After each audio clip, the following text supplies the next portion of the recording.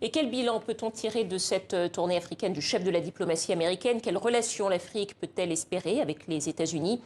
Pour en parler, nous sommes avec Bakary Samb, directeur régional du Timbuktu Institute, Centre d'études africain pour la paix. Bonsoir, merci d'être avec nous.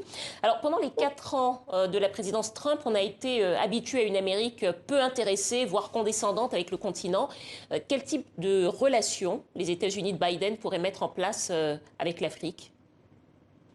Oui, il est vrai que cette tournée-là arrive à un moment où, en Afrique, on semble dire que les États-Unis vont au-delà même des pays anglophones et vont dans ces pays-là qu'on considérait avant comme appartenant à un certain précaré. C'est un peu un contexte assez particulier où aussi les États-Unis, n'oublions pas que Biden avait comme slogan de campagne America is back. Donc ce retour de l'Amérique s'est fait aussi vers l'Afrique et c'est une ouverture et c'est une rupture par rapport à la manière dont par exemple, Trump et son administration avaient traité l'Afrique dans les relations internationales. Donc, c'est une véritable rupture, mais aussi une rupture aussi dans la manière dont cette tournée a été conduite, hors des pays classiques que les États-Unis visitaient, et avec cette chute à Dakar, pour montrer que le Sénégal, qui est une vitrine démocratique, etc., donc tout un symbole.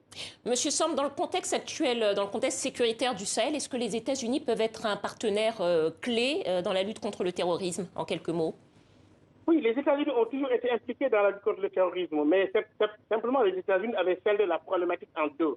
Et ils sont beaucoup plus concentrés sur la prévention de l'extrême violence qui vise à éliminer les causes structurelles, alors que des pays comme la France et d'autres ont été plutôt sur la question militaire et sur le sécuritaire. Je pense que le plus grand programme de prévention de l'extrême violence en Afrique de l'Ouest a été conduit par les États-Unis d'Amérique, pendant que la France et d'autres pays s'étaient concentrés sur l'aspect tout à fait sécuritaire. Ils ont préféré cette approche plutôt préventive en s'impliquant même dans l'élaboration des stratégies nationales de prévention de l'extrême violence, aussi bien dans les pays qu'au niveau du G5 Sahel.